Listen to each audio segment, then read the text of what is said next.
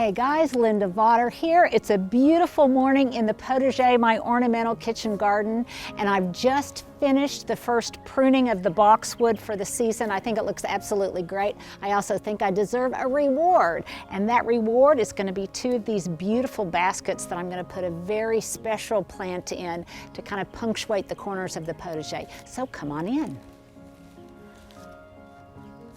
See, I wasn't lying. I just pruned all of this boxwood. I think it looks pretty nice. I love the way its glossy foliage captures the light.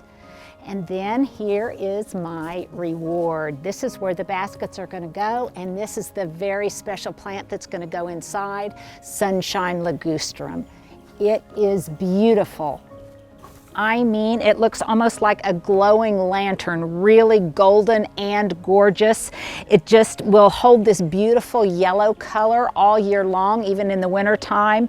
And I also especially love it even more, I think, because it can really handle brutal conditions. This is a very tough environment. It gets late in the day, western sun that's just really hot and very, very bright. But this guy is a tough cookie, and Sunshine Ligustrum is going to really be able to handle whatever the summer can throw at it.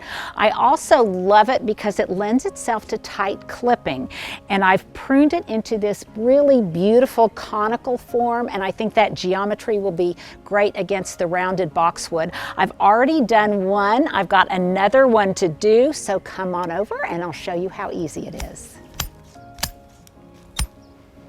Basically, all you do is you grab your long-bladed pruners. These are the same ones that I used for the boxwood.